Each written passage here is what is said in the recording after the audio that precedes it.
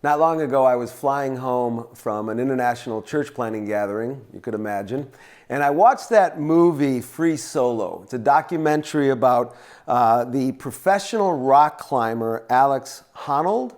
Have you seen this? Basically, Alex climbed El Capitan's 3,000-foot vertical rock face in Yosemite National Park. Get this. With no carabiners, no ropes, no harness, no nothing. Just his own hands and feet and his strength.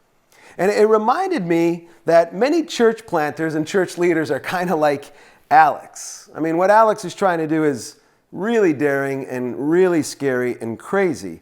But we like to do kind of the same thing, don't we? We like to do it on our own. Maybe things we should be afraid of, we're actually not afraid of.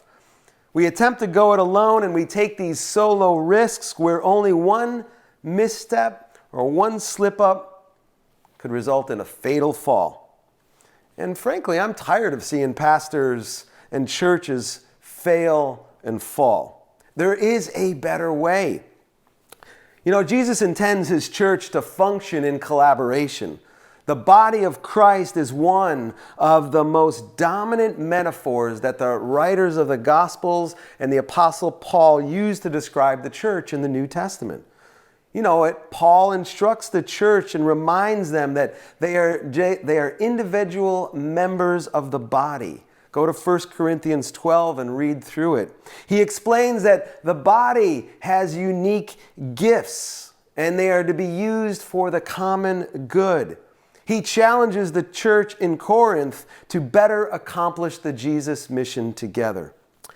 Let me tell you about the 3 commitments of great teams. Over the last decade or two, I've been a part of many kinds of teams. I was in the Army on teams, and I was in business on teams, and of course I've been in the church world on teams. And as I look over my shoulder, I see kind of these cascading commitments that are consistent in every great team.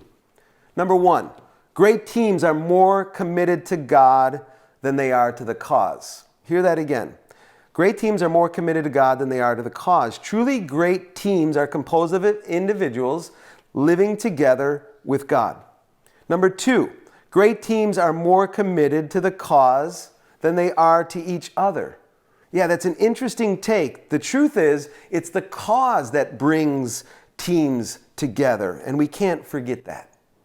Number 3, great teams are more committed to each other than they are to themselves.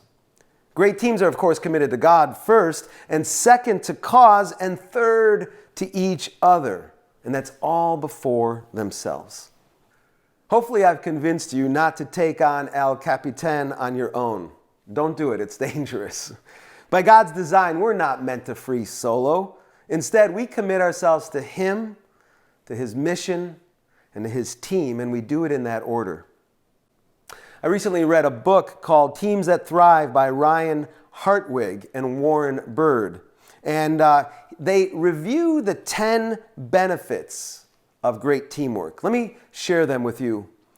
Great productivity. As the Bible emphatically illustrates in 1 Corinthians 12, all of the gifts of the body are used to glorify and move the mission forward. And we can't forget that.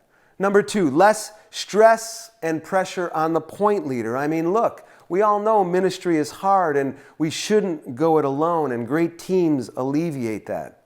Number 3, greater leadership development. By inviting more to the table, more people to the table for mission, more could be accomplished through more leaders developed.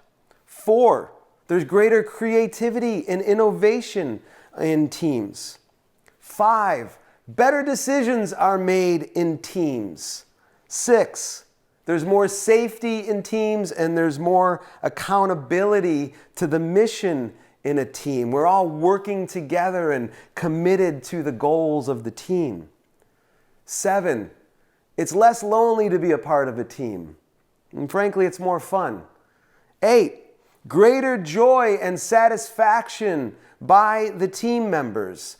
Being in a team creates opportunity to be on mission with others, to promote feelings of greater enjoyment and joy by mission accomplished together. 9, builds greater trust on the team amongst the individual members.